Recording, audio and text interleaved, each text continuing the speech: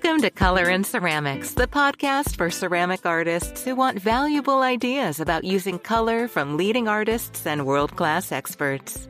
Here's your host, Bob Acton, a sculptor and ceramic artist who's fascinated with color and how potters, sculptors, and artists use color in their work.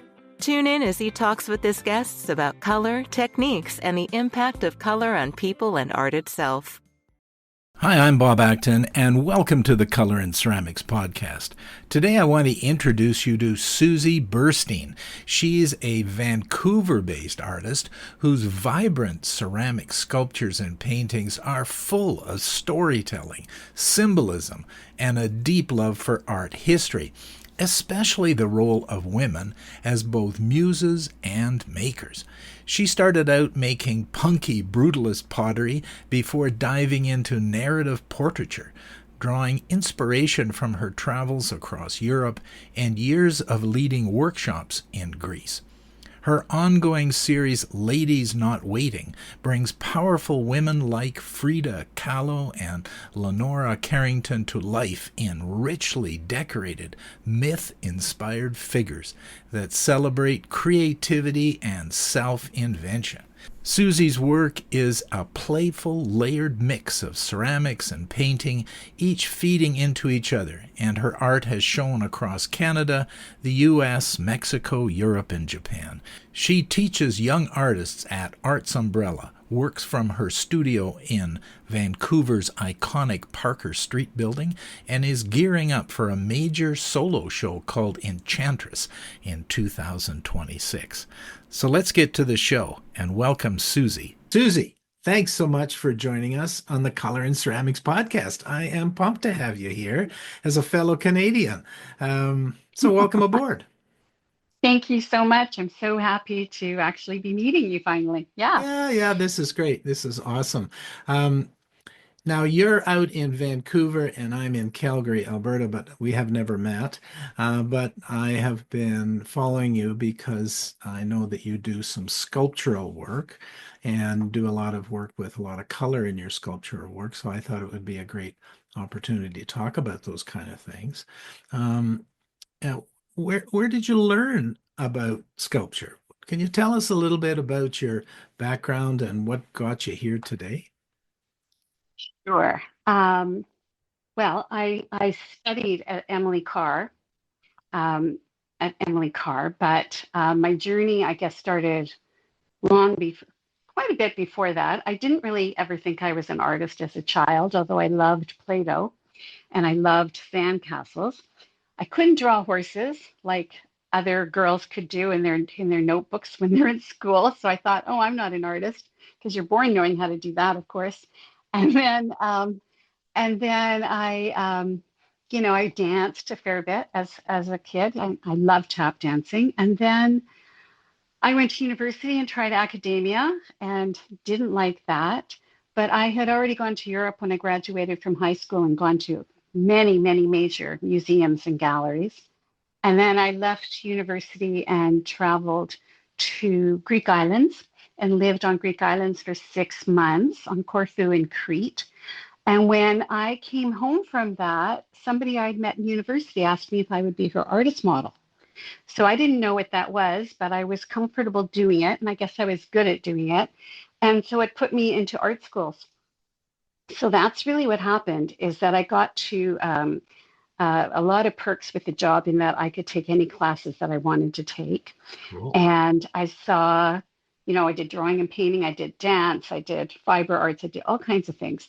And then I saw this pottery studio and they were throwing on the wheel and they're messing with clay. And I don't know why I thought I could do that. I had no desire whatsoever to throw on a wheel, but I really wanted my hands in clay. So I started taking classes, and then my instructor asked me if I wanted to share her studio. This is in Toronto. And I did that for a few years and thought I need to go to art school. And I originally applied for fiber arts or ceramics, and I got accepted at Sheridan College to do fiber arts. But my husband wanted to move to Vancouver to a farmhouse on the water. Those farmhouses on the water. I do. So in Vancouver. So anyhow, we ended up in Kitsilano when I went to the art school here looking for fiber arts, which they didn't have, but they had ceramics, and I happened to have brought pieces with me, and I got accepted right away. So that's how that beginning of that began, and then it was at a time when Sally Mitchner was my instructor, and she was quite amazing at bringing other cultures to our attention through the most fabulous slideshows so that we could see the whole history of ceramics and a broad, broad range, not just vessels, which is basically, what was being taught and shown in Vancouver at that time, but of ancient cultures. She took us to Mexico. Um, on a trip, we saw ruin sites. We went to Frida Kahlo's house. We went to museums.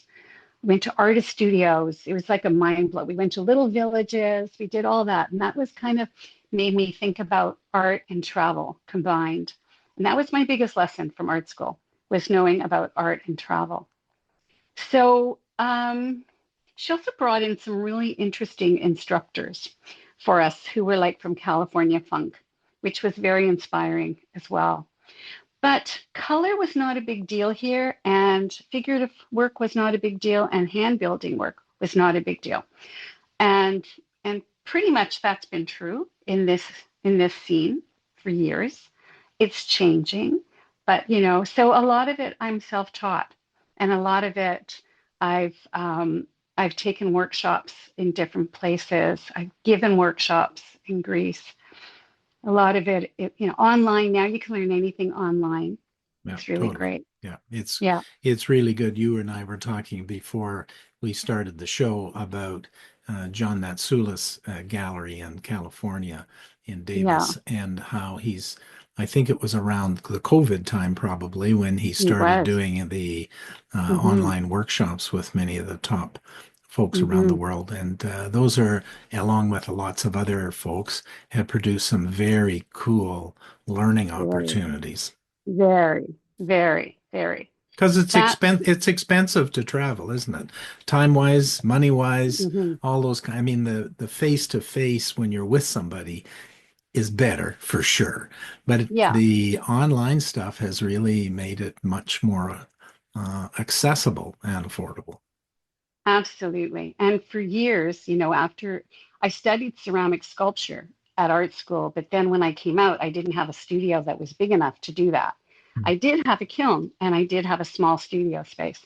So I started, and we also had a family. We started, we had our little boys. So I started doing pottery work, like hand built, colorful pottery that I could just, stop and start as I needed to do that. Yeah, And that was great. And then, and I had galleries all over the place, but at a certain point, it was like all that drawing that I was doing on the pottery was saying, hello, I want to be three-dimensional, like make me. yeah, And so that's what happened. And that was a big revelation to just be able to do that. yeah. And so Yeah. you're doing, I mean, you paint, of course, but and some other things, but in our context, in terms of ceramics, your real focus is on sculpture.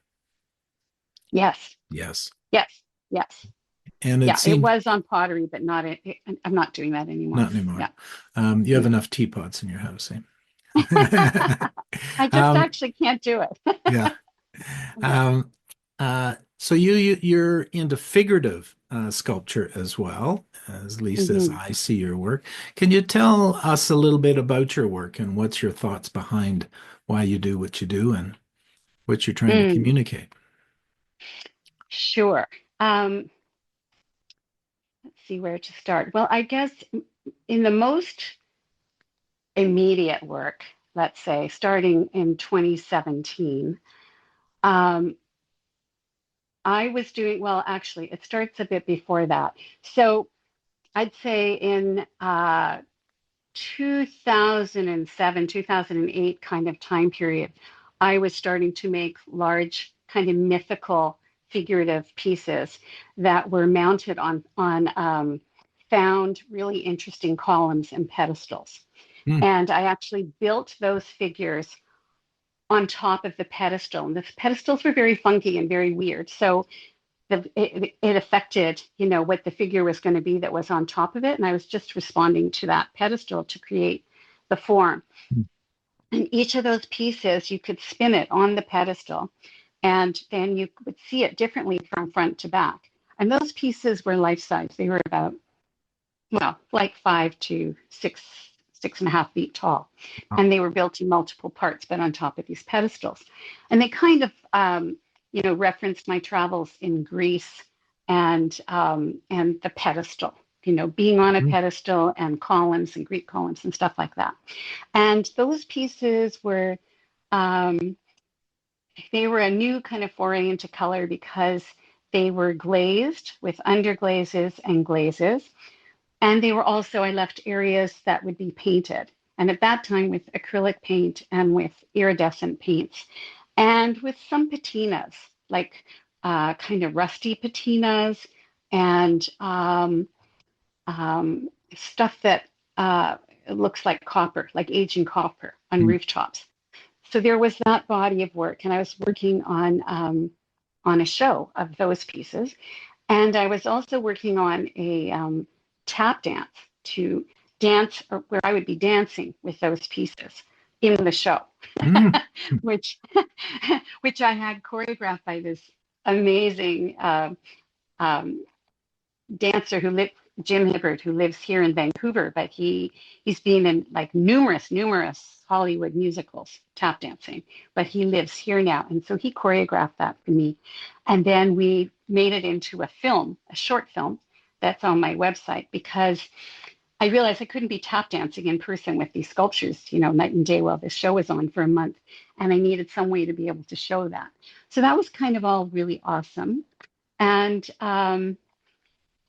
then simultaneously, I got a phone call or I guess an email, which was like at the beginning of that kind of stuff, having, an online presence, asking me if I wanted to make work for the Latin Grammy Awards.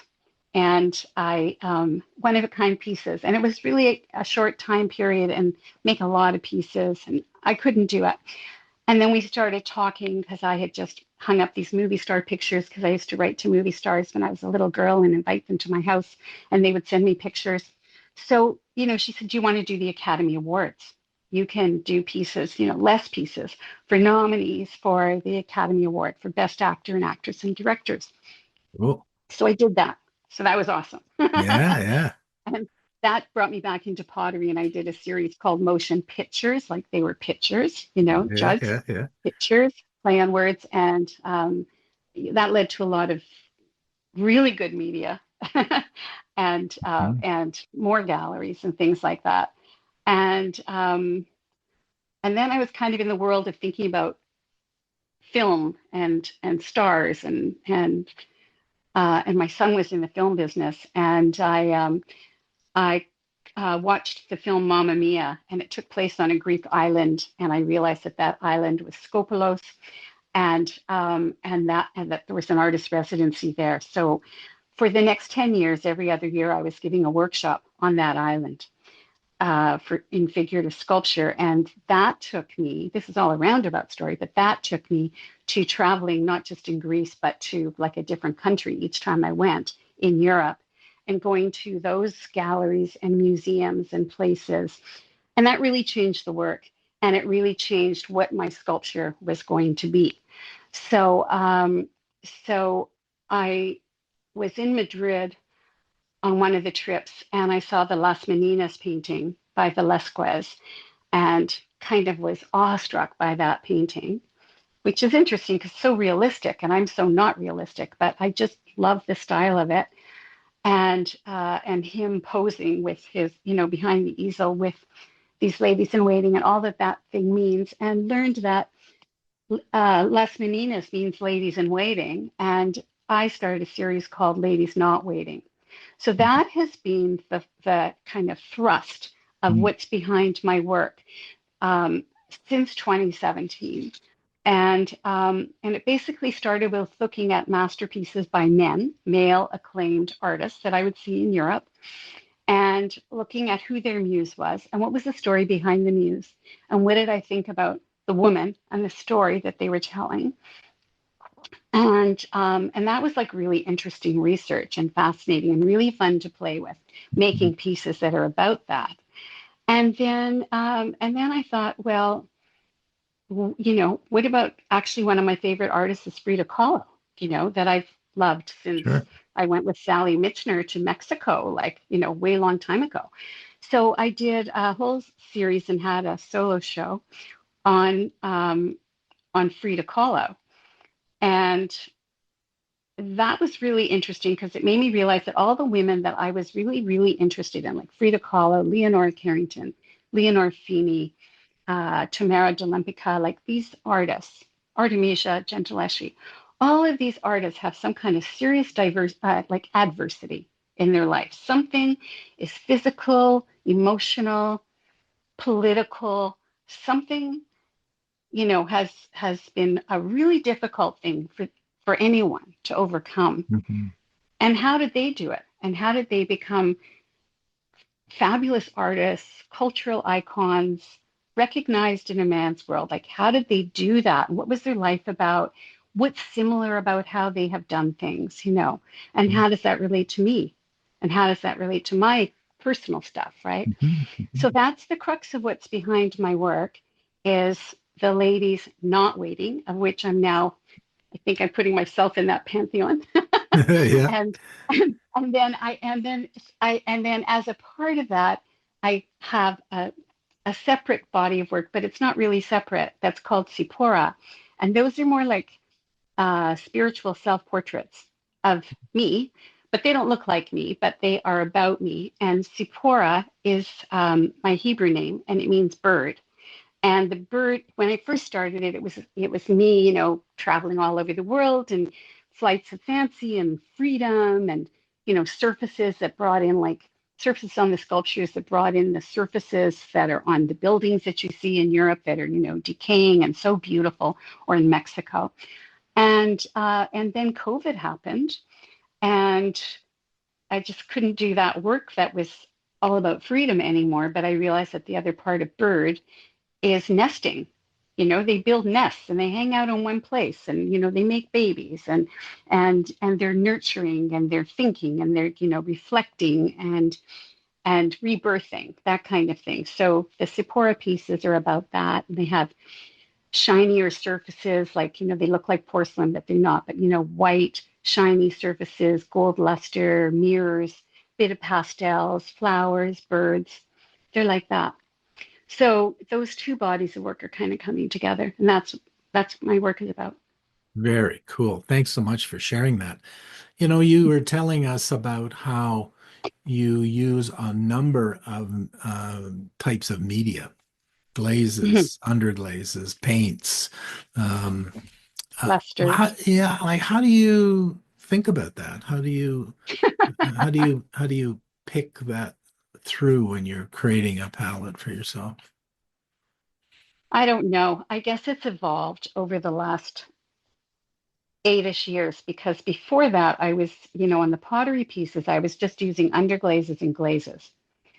And that was, and it's like twice fired, say, right? Pretty simple. But when I started to do sculpture, I thought, no, because I've just done that so much, I can't do it anymore. So, so I guess with the life size muses, with those pieces, as I said, I still used underglazes and glazes.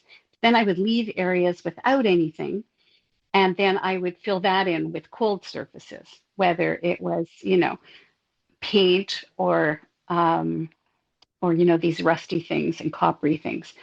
But then that's not what's happened since. So since then, I took an amazing workshop, actually, that I would really like to say. I took an amazing workshop in San Miguel Allende from two incredible ceramic artists who you would know. One is Deborah Fritz, and the other is Lisa Clegg. And they did an amazing, amazing 5-day workshop that absolutely transformed my work and just changed how I saw things. And one of the things I learned from them, this is just a simple thing that I learned from them amongst so many things, is using oxides, putting on oxide washes or washing it off, and then using underglazes or slips on top of that. And then maybe having shiny areas, maybe not. So at that point, um, because I wasn't putting a clear glaze on everything, and because I was getting a sort of like the kind of surface that happens where the oxides, regardless of the color, and there's so many colors that it can turn into, depending on what you use, you have areas that are flat. So that means, you can refire many times. You can decide where you want shine, where you don't, if you want lusters, if you don't want lusters. But also, if I needed to, a certain point, I'm not getting what I want, and I just want to get what I want. I would use oil paint because I had already started oil painting on canvas. So, and particularly oil paint mixed with cold wax. And that's stunning. And also oil sticks. And that you can apply like makeup, you know. And I really like it's very, very tactile. It's very on the surface. And personally, I only wear bright eyeliner, lipstick. I don't have anything that's on my face, but there's something really nice about doing that on your clay surface, doing it on a figure that you've made. That's so personal and so gets me in touch with that character. And you don't have to keep it if you don't like it. It's not permanent. You can get rid of it. So that's cool. And then also adding a like gold leaf. Like that's really beautiful to add to it. And then that also led me to add other materials to my work, found objects. Yeah, a lot of found objects or personal kind of mementos. Like when I did the Frida series, there had been a show at the Albert of Frida Kahlo's private stuff that was uncovered that had been kept locked up. So it had her prosthetics, it had her makeup, it had her pills, stuff like that, perfume, all these kinds of things. And I realized that a lot of those things were similar to my mother's. And I had some of those things, like the same brand of lipstick, just like so personal. And so I started to add those into my pieces, and really, really connect why I was interested in Frida, not just visually, but what is it behind her and how does that connect to my life and to my mother's life? And then adding, those elements that were personal to the work. Yeah. Well, one of the So things, each piece is individual. That's what I'm trying to say. yeah, yeah, I get that, and one of the things that strikes me as I listen to you talk about your work and your journey, I think, in clay and your approach is that you do a lot of research. You're doing Yeah. a lot of thinking and research and checking out in the world about a variety of different things, and that really then informs your work. It does inform my work. It does. And it's, the longer I do it, the more clear I am. It's not like I know in advance. I Hmm. don't know in advance. I know a few things in advance. I might know I'm doing a piece on, like right now, I'm doing a piece on Tamara de Lempicka. So, yes, I have read books, I've watched videos, um, I have pictures, but I don't really know what I'm going to do. Like I know if it's going to be a torso or if it's going to be a head with a neck as a starting point. I kind of work from an almost columnar starting point of, and build out from that. So, but I don't really know. It's like I have all that stuff in my head, and I have all the research I've done before that, all the teaching I do for kids, and all of what I draw upon in that way, and my travels. And then I just have to, then I put on music, like, Frank Sinatra or some jazz or, something. I put on music and I just get in the zone and I just work with the material. And then and because it's all in there anyways, then I can just do it. Then it just comes out. It comes out. It just comes out and comes out and comes out. And I'm just working away until it's like there's like a like a siren in my head, that's like, this is wrong. And then and with clay it's so easy. You just remove that part and put another part on until it feels like in the zone. It's just experimental and see what feels right. And it's like so magical. Mhm. Hey, when do you Yeah. know when to stop? Like you're describing, I'm thinking of what it might be like to work like you are, and you are very spontaneous, intuitive would be words I would use, and that you work your magic with the clay. How do you know when it's finished? It stops bothering me. What do you mean? Tell me more. Well, because, I'm in that space, right? I'm in that zone. And then I might stop to look, I like to get outside of that, or Mhm. something stops me. And at a certain point, nothing stops me. Like at a certain point, I just stop. At a certain point, it just feels right. Like I feel it in my body. When it's working, I feel the music. I feel a flow. I feel like dancing. I sometimes start to dance. I might start singing with the music. Um, And then all of a sudden, it's like that alarm, or there's like, I get a feeling in the pit of my stomach, like, ugh, like that, and then so how do I know when it's finished? Is I don't get that feeling anymore. When I look at, I don't get the pit, or I'll get like, mm, this is enough for right now because I'm not really sure where it should go, but this looks like what I can do with the clay. And I'm not sure what's supposed to happen in that headdress or what's supposed to happen, with a hand or with some part of the body. And so then I'll fire it, you know, and then I'll start, and then I'll have a few pieces that have been fired because I tend to work one piece at a time. Um, until it's ready to go in the kiln, and then make, say 3 or 4 more. And then I'm ready to work on the surface. And then when I'm working on the surface, I have to really think because I have so many things in my brain and in possibilities of how I could use those materials and what I'm not going to do, what I'm not going to do or I am going to do. And and then once I've got that more figured out and start doing that, then something will come into, because I'm doing that, something will come into my head of what that piece still needs. Either it feels complete or it says, no, actually, I need, I need my mother's pillbox and some metal, coming out of the top of her head or something. I don't know what I think, but something like that. And I have a lot of stuff around my house and my studio. So I don't necessarily have to go out seeking anything because I am, kind of a good shopper. I'm really good at shopping. I really like shopping for things and for my travels and stuff, or fabric, or metal stuff that I find, or people give me stuff a lot of times. So I just start rummaging around, And, to see yeah, what I might have. I know what you Yeah, mean. I've got quite a collection of coral and bits yeah, from the ocean that I've picked up over the years, shells yeah, and rocks, and so they all sit there, and they I can reach over and grab something pretty quickly without having to think, oh my gosh, where am I going to find whatever it is that I might be looking for? So that's pretty cool. Now, I've yeah. talked to folks when we've done these interviews, and some people have been practicing like in an intuitive manner, like you.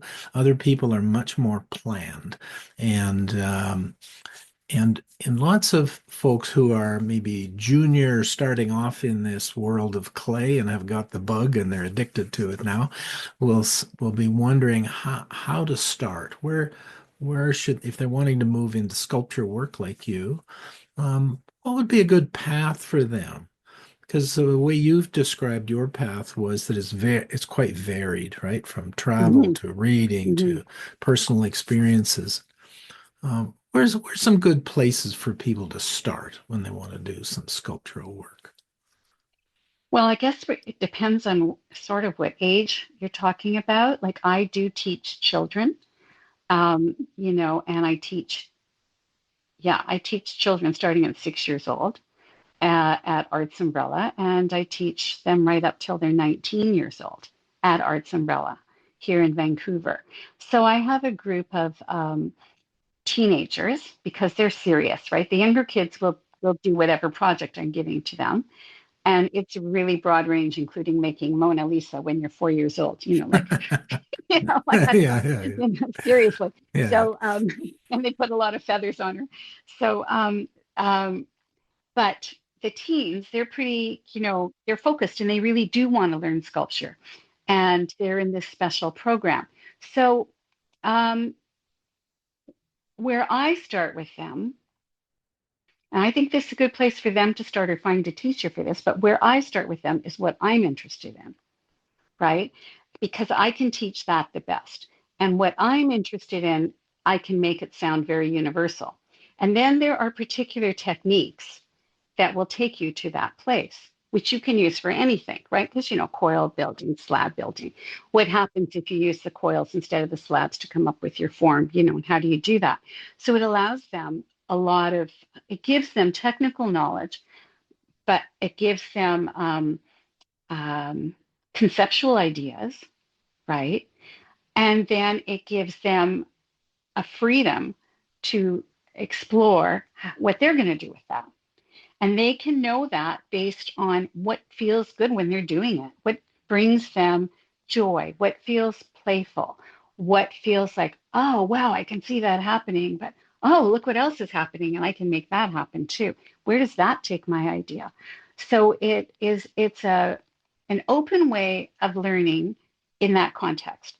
But if they're older and they don't have that opportunity, and if they don't have a particular instructor that they want to work with privately, or someone of that bench, like, I mean, they can go to art school, obviously, right? But it's a lot of money to go to art school. So I think they have to take a course somewhere. Yeah, they have to They build have to tech, they take, have to build some technical skills that you're talking about. have to know that. Yeah. And they Think, have to have a place to fire. yeah. The other thing They that don't I've have to heard have you, a big place. yeah, the other thing I've heard you talk about is that they need to have and pay attention to a sense of joy within themselves, and that the work that they're doing, whatever that might be, Mhm. comes from that point of joy for them. Yes, and I also feel that, and this is something I do say to people, is, if you want to have your authentic voice, right? And that could take time to develop or not. You might have an authentic voice before you've developed anything, right? But it's good to notice what you notice. It's good to notice, like, I wouldn't say, oh, well, see what's going on around town and see, what you see in the galleries and see what you want to do, blah, blah, blah, because that's already being done and it may or may not really work for them. But really just notice what you notice. What are you drawn to? What makes you feel like, oh, how do they do that? I want to do that, like that. And then have material, whatever say, we're talking clay, have that material and go somewhere where someone will teach you how to do that technically, and have a kiln so you can have that happen, and have a kind of color, surfacing that's of interest to you, because different places have different things that they offer, right? And put all of that together. Yeah, very cool. Now, along that path that you've described, because I've been down that path too, like you, and there's often a struggle that occurs that we run into for one reason or another. Would you mind sharing a struggle that you've encountered in your artistic journey and what you did to overcome that? Oh my God. I don't know, a struggle. Or a Well, challenge, or part of the challenge is actually having my authentic voice and not fitting into a particular genre within my immediate environment, you know, in terms of galleries, not in terms of public art spaces. I show tons. I show tons. But, commercial gallery situations, Mhm. that's a struggle. Yeah, so Um, tell us a little another, bit about that. Yeah. well, I don't know if I want to.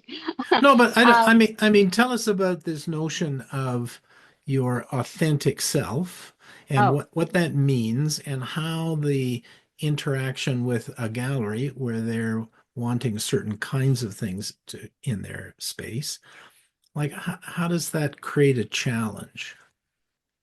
it creates a challenge if If you're me and you feel intimidated by that and don't want to face rejection, that is the challenge. The challenge is not actually that I've knocked on every single door and they've all said, sorry, no way, Jose. That's not the challenge because I haven't done that. So, so, uh, but I'll tell you what's really the challenge has been the real challenge for me is writing about the work and putting it into the context that it needs to be. What I find challenging, and this I find challenging in certain gallery situations, is reading about the person and what their work is about and looking at the work and saying, I don't see it. I don't get it. And how can I talk about my work? Am I supposed to put my work into that kind of art speak when I don't relate to it and I don't want to do it because I don't believe in it. I don't like it. So that has been a challenge. So, and it has stopped me from applying for lots of things because, you not only have to do that, but you also have to do it in a certain number of words. So, the editing of that is very challenging. So I can talk to you ad infinitum or do a live interview. I can do that really easily. But putting it into words, I find very, very challenging. So I actually have recently hired somebody to help me write. And that is the best thing, one of the best things I've ever done. But you have to find the right person because I've done it before and it's not always the right tone or something. So that process has helped me to really clarify where I'm coming from and be able to put, when you say, all those thoughts and all those years and all that research and this memory bank, it's filled with so much stuff.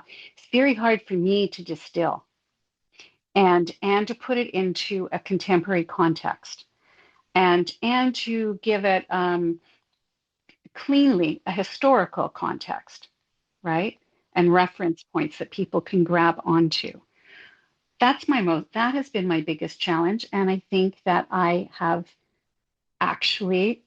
think I have met that challenge by deciding to have somebody write about me who I value and trust and understands, actually hears my authentic voice and can verbalize it.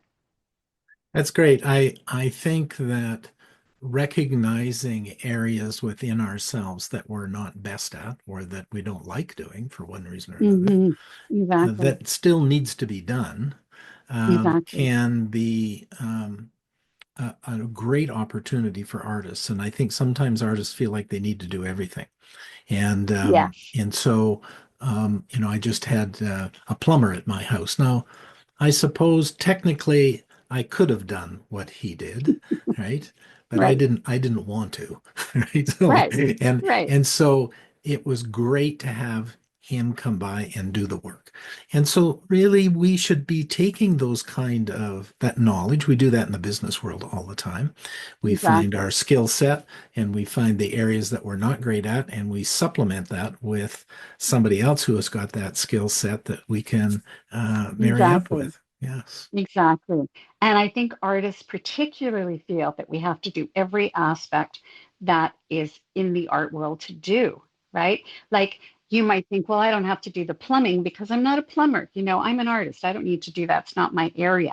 But if you are an artist, you know, if you're an artist and if you're a ceramic artist and you think, oh, I really need to learn glaze chemistry, like I'm supposed to learn glaze chemistry, and this kind of I'm supposed to know how to throw on a wheel and hand build, like that. You think, or write, I have to write about my work, I have to sell my work. I have to, social media my work. I have to do you think you have to do every single thing, build my own website, like, no, we don't have to do all those things. We don't, because it's all of those things are huge skills. And just making the work and putting food on the table. And maybe you're going to have a family and you have to, Sure. and you're Yeah. going to raise Sure. kids like me. Like a lot of women artists haven't done that. Yeah. Yeah. Yeah. I've done that. And I mean, I've done it with my husband, but, we've done that. It's so many things to do. And I also teach part time, and that's very engaging and wonderful. So you can't do it all. Yep. I hear you. That's a great lesson for people to take away from our conversation here today is to you can't do it all, and Hmm. to really find out what you really like to do, and Exactly. and be able to learn those skills. One person who was mentoring me in town said, "Bob, maybe you should try some encaustic wax on your Uh-huh. on your sculptures." Have you And done that? yeah, for sure. I, But that took me down a whole new uh-huh. road, right? Of learning about Hmm. encaustic wax and colors and heat and how to apply it. You know the story, Susie. Yeah. Um, It's and exciting. um, that really interested me, right? It caught my interest because I had been looking at encaustic paintings in art galleries, Uh-huh. and somehow Mm, the two connected for me. But totally. other things. Not so much, right? And so let's go and find somebody else to do that who's got those skills there.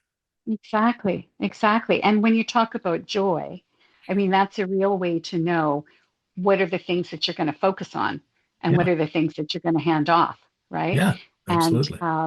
yeah, and you want to be joyful as much as you can, Yeah, I you think know, and bring joy. the art world in lots of ways is tough, Mm, and so you're really vulnerable when you're doing your artwork because really it's your essence of you that's coming out in the piece, right? And yes, so that exactly. that makes it a challenge. It's exhilarating and fun, but also challenging at the same time. And Yeah. so yeah, for sure. For sure. Hey, Susie, thanks so much for joining us today. Mm. This has been an awesome conversation, and I Thank really you. enjoyed talking with you and learning from you, and I now understand your work better. And so when I get onto your website and your Instagram posts and see what you're doing, it makes a lot more sense. So thanks so much. Thank you so much. It's a real pleasure, and I'm honored that you asked me, Oh, well, truly. and I'm honored you said yes. So thank you very Mm. much, and we'll catch up in the near future. Okay, great. Thanks. Okay, thanks. Bye. Bye bye. Mm. Thanks for listening to the Color and Ceramics podcast with Bob Acton and his guests. Please help others find the podcast by subscribing to this podcast wherever you find your podcasts, such as iTunes, Spotify, Amazon Music, YouTube, or other podcatchers. And don't forget to give us a review. We'll see you next time.